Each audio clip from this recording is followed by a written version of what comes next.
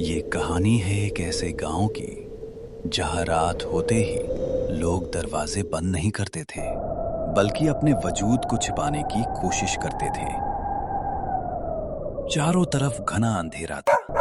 ऐसा लगता था जैसे आसमान से रोशनी ही गायब हो गई हो। हवा में अजीब सी सरसराहट और दूर कहीं कुत्तों की दर्द भरी आवाज। राहुल, एक शहर का लड़का, अपने दोस्त की शादी में इस गांव आया था। उसे इन सब बातों पर यकीन नहीं था। छलावा उसके लिए सिर्फ एक अफवाह थी। यार, ये गांव वाले भी ना हर बात में भूत प्रेत घुसेड़ देते हैं। छलावा वाला कुछ नहीं होता। बेटा, जुबान संभाल कर बोल। यहाँ उसका नाम लेना भी उसे बुलाने जैसा है। बुजुर्ग की आंखों में साफ डर छलक रहा था। रात 12 बजे अचानक पूरे गांव की बिजली चली गई। अंधेरा सिर्फ बाहर नहीं था, बल्कि हवा भी ठंडी और भारी हो गई थी। राहुल बाहर निकला। दूर खेत के पास उसे एक औरत खड़ी दिखी, सफेद कपड़ों में। कौन है वहां इतनी रात को? औरत धीरे धीरे उसकी तरफ मुड़ी, लेकिन उसका चेहरा साफ दिखाई नहीं दे रहा था। राहुल का दिल जोर से धड़कने लगा। तुम मुझे कैसे जानती हो? हवा अचानक तेज हो गई, धूल उड़ने लगी और पल भर में वो औरत गायब हो गई, जैसे वहां कोई था ही नहीं। पीछे से एक आवाज आई, मैं तुम्हें अंदर से जानती हूँ। राहुल पलटा। अब वहां सिर्फ एक परछाई थी, जो इंसान जैसी नहीं थी। छलावा? परछाई हल्की सी हंसी हंसती है, जो इंसान की हंसी नहीं थी।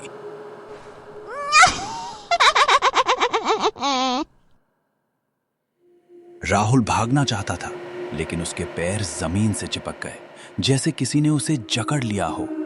परछाई उसके बिल्कुल करीब आ गई। तुमने मुझे बुलाया है, अब तुम नहीं जा सकते। मैंने कुछ नहीं किया, मुझे छोड़ दो। राहुल की सांसें तेज हो रही थी, लेकिन उसका शरीर जैसे किसी अदृश्य ताकत ने जकड़ लिया था। साया अब उसके इतने करीब था कि उसकी ठंडी मौजूदगी महसूस हो रही थी। मुझे जाने दे, प्लीज। जाने देने के लिए नहीं आया हूँ, लेने आया हूँ। हवा अचानक रुक जाती है, जैसे पूरा गांव सुन रहा हो। अचानक राहुल के आसपास का दृश्य बदलने लगता है। खेत, अंधेरा, सब गायब। अब वो अपने पुराने घर के बाहर खड़ा था। ये मैं यहाँ कैसे? दरवाजे के अंदर से एक आवाज आती है, राहुल, मत कर। राहुल के चेहरे का रंग उड़ जाता है। नहीं, ये नहीं। याद है ना, तू भूल गया, पर मैं नहीं। अचानक दरवाजा खुलता है और एक परछाई गिरती है। बस चुप हो जा। साया अब सामने आता है और धीरे धीरे इंसानी रूप लेने लगता है।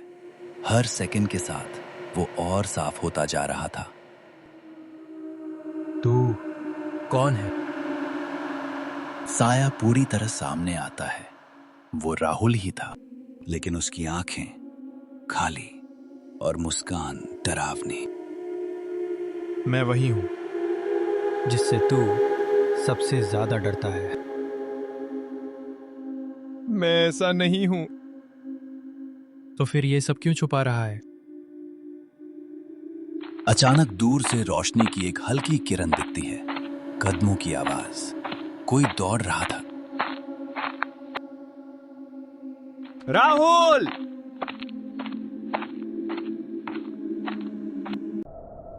विवेक, जल्दी आ। उसकी तरफ मत देख, आंखें नीचे कर। छलावा गुस्से में पीछे हटता है।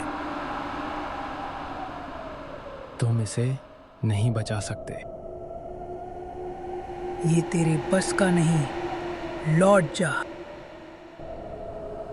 हवा तेज चलने लगती है, मशाल की आग भड़कती है। मुझे यहां से ले चलो प्लीज।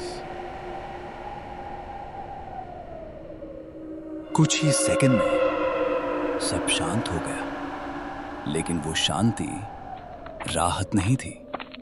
कुछ पीछे छूट गया था, या शायद कुछ अंदर आ गया था। तू ठीक है ना? बोल।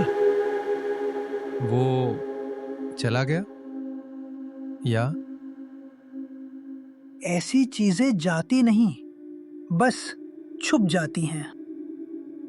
डोकरा राहुल के करीब आता है। उसकी आवाज धीमी लेकिन भारी थी।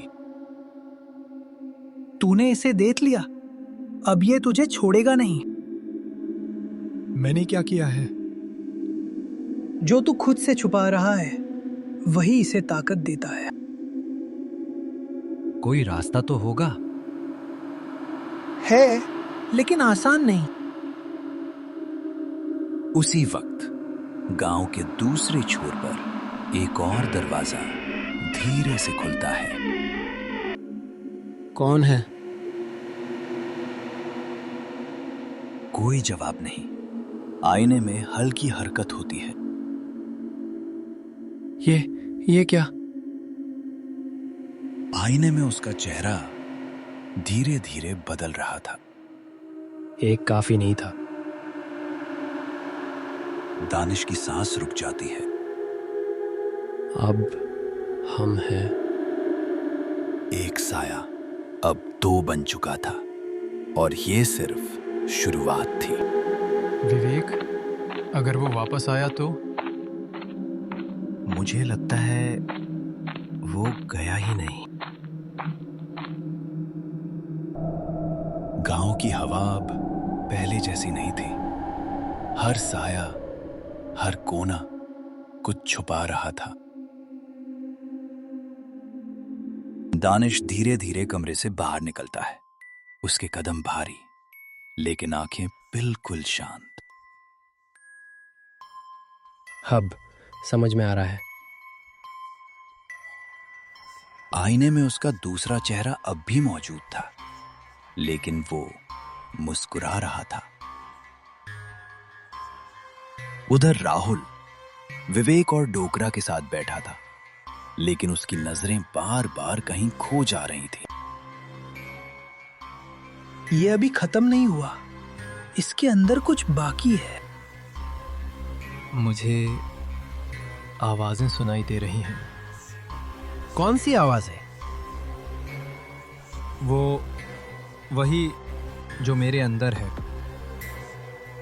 अचानक राहुल का चेहरा बदलता है।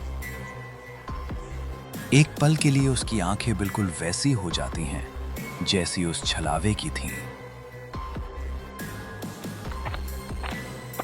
उसी वक्त दानिश रुक जाता है, जैसे उसे कुछ महसूस हुआ हो। वो जाग रहा है। एक अजीब सी मुस्कान उसके चेहरे पर फैल जाती है।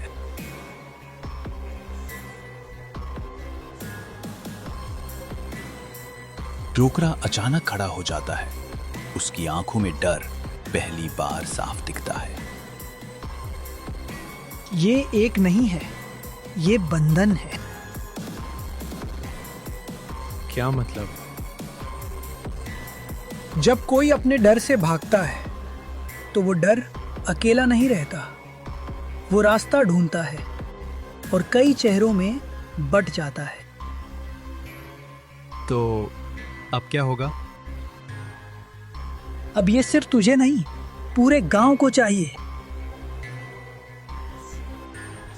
अचानक बाहर से चीख सुनाई देती है। तीनों दौड़कर बाहर आते हैं। एक घर के सामने भीड़ जमा है। दरवाजा खुला है, अंदर अंधेरा। गांव वाला, वो बदल गया है।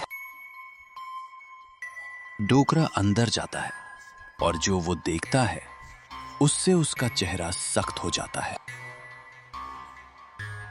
अब ये सिर्फ एक कहानी नहीं रही, ये फैल रहा था, 1 से 2 और अब शायद और भी दूर कहीं। हम बढ़ रहे हैं।